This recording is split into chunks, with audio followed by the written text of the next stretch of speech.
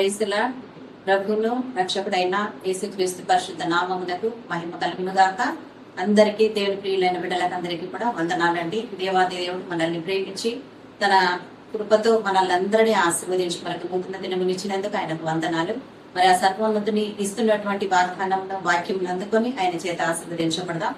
దేవుడు ఈరోజు మనకు అనుగ్రహిస్తున్నటువంటి మనకు బోధించనే ఉన్న వాక్యము 2వ సమూయేలు గ్రంథము 22వ అధ్యాయమును దేవుడు మనకు అనుగ్రహిస్తున్నారండి. 2వ సమూయేలు గ్రంథము 22వ అధ్యాయము 22వ వచనమును దేవుడు మనకు అనుగ్రహిస్తున్నారు. ఆ వాక్యము, యెహోవా మార్గములను నేను అనుసరించుచున్నాను, భక్తిహీనుడనై నా దేవుని విడిచిన వాడను కాను అని దేవుడు ఈ వాక్యం ద్వారా సెలవిస్తున్నాడండి. దేవుడు మాట్లాడుతున్నటువంటి మాట ఈరోజు వాక్యంగా అనుసరిస్తున్నటువంటి వాక్యము, యెహోవా మార్గములను నేను అనుసరించుచున్నాను, భక్తిహీనుడనై నా దేవుణ్ణి విడిచిన వాడను కాను అని ఈరోజు వాక్యము ద్వారా సెలవిస్తుండగా, ఆ వాక్యము చదవబడినప్పుడు అనుసరించుచున్నాను అంటే తను చేస్తున్నది చెప్తున్నాడు. రెండవదిగా విడిచిన వాడను కాను అని వాక్యంలో దేవుడు వివరిస్తున్నాడు. అంటే యెహోవా మార్గములను నేను అనుసరించుచున్నాను. దేవుని బిడ్డలారా, ఈరోజు మనము దేవునిలో విశ్వాసం అందుకొని దేవుని మీద గురి కలిగి దేవునిలో ఎదుగుతూ ఎన్నెన్నో వాక్యాలు వింటూ విశ్వాసములో బలపడుతూ ఆ దేవాది దేవుని యొద్ద అనేకమైన ఆశ్చర్య కార్యములను పొందుకొని ఆయన మహిమపరుస్తూ ఇంతకాలము మనం ముందుకు కొనసాగుతూనే ఉన్నామండి. కానీ ఒక చిన్న సందర్భం రాగానే, లేక మనసు నొచ్చుకోగానే, లేకుంటే ఇంకేదైనా కారణాలను బట్టి దేవుణ్ణి అనుసరించడమో, లేక విడిచిపెట్టడమో, లేక ఆయన మాట వినకపోవడమో, ఆయన కొరకు ఎదురు చూడకపోవడమో ఏదో ఒకటి జరుగుతుందండి జీవితంలో. అది నిజమైన విశ్వాసం కాదండి. అందుకే దేవుడు తన వాక్యం ద్వారా సెలవిస్తూ చెప్తున్నటువంటి మాట, యెహోవా మార్గములను నేను అనుసరిస్తున్నాను అని సెలవిస్తున్నాడు. అంటే యెహోవా మార్గములు, దేవుని మార్గములు అన్ని ఉత్తమమైనవే, అన్ని మహిమగల మార్గములే, అన్ని సరైన మార్గములే, అన్ని ధన్యకరమైన మార్గములే, ఆశీర్వాద మార్గములే. మరి ఆయన మార్గములన్నీ ఆశీర్వాదకరమైన మార్గములు అని మనకు తెలిసినప్పుడు, ఒక సమస్య వచ్చినప్పుడు, లేక ఒక కష్టం వచ్చినప్పుడు, లేక ఇంకొన్ని బాధలు వచ్చినప్పుడు ఆయన మార్గముల నుంచి కొంచెం పక్కకు తప్పినట్టు అయిపోతుంది, లేక దేవుని మీద ఉన్న ఆ యొక్క గురి పక్కకు వచ్చినట్టు అయిపోతుంది. కానీ ఇక్కడ వాక్యములో ఏమంటున్నాడు, యెహోవా మార్గములను నేను అనుసరించుచున్నాను అని చెప్పి, తర్వాత భక్తిహీనుడనై నా దేవుణ్ణి విడిచిన వాడను కాను. ఈరోజు దేవుణ్ణి విడిచిపెట్టి లోకానుసారంగా ఎన్నెన్నో అద్భుతాలు దేవునిలో చూసుకొని, ఆశ్చర్య కార్యాలు అద్భుతాలు తీసుకొని దేవుని దగ్గర ఆశీర్వదించబడిన తర్వాత కూడా విడువబడిన స్థితిలో ఉండి భక్తిహీనులై ఈరోజు జీవిస్తున్న వాళ్ళు చాలా మంది ఉన్నారండి. అందుకే దేవుడు అంటున్నాడు, నేను యెహోవా మార్గములను నేను అనుసరించుచున్నాను, భక్తిహీనుడనై నా దేవుణ్ణి విడిచిన వాడను కాను. ప్రియ సహోదరుడా, ఈ రోజు నువ్వు ఈ సాక్ష్యాన్ని చెప్పగలుగుతున్నావా దేవునిలో? ఈరోజు ప్రియ సహోదరి, దేవుని యందు ఈ వాక్యాన్ని, ఈ యొక్క సాక్ష్యమును దేవుని యొద్ద మనం చెప్పగలుగుతున్నామా? ఈరోజు మన హృదయాలను అడగాలండి, మనల్ని మనం ప్రశ్నించుకోవాలి. ఎవరి మీద అలిగి నేను చర్చ్కి మానేస్తున్నాను? ఎవరి మీద అలిగి నేను ఏ విధంగా నేను ఈ లోకంలో ఉన్నాను? ఏ కుటుంబాలను నాశనం చేద్దాం? ఎవరిని సమాధానం లేకుండా చేద్దాం?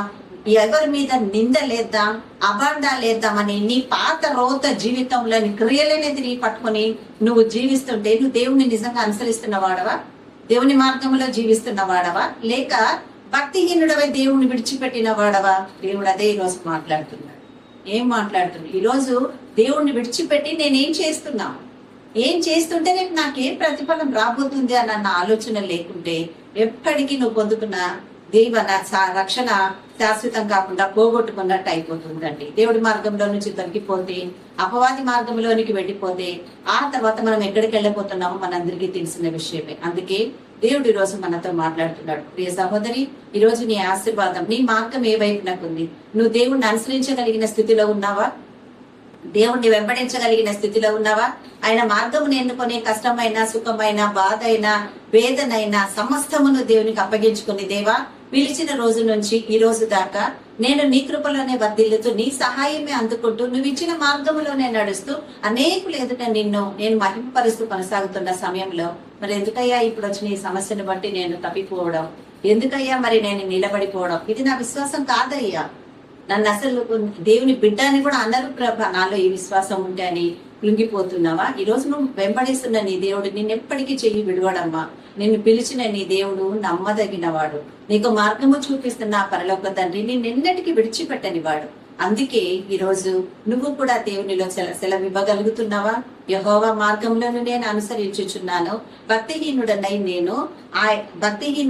నేను నా దేవుణ్ణి విడిచిన వాడను కాను అని నువ్వు కూడా ధైర్యంగా చెప్పగలుగుతున్నావా? ఒకవేళ నువ్వు దేవుని వెంబడిస్తుంటే ఆయన విడవకుండా ఆయన మార్గంలో నడుస్తుంటే నువ్వు ఎంతగానో ధన్యుడవు ధన్యురాలవై ఉన్నావు. మరి అటువంటి నీకు భయం లేదు కదా.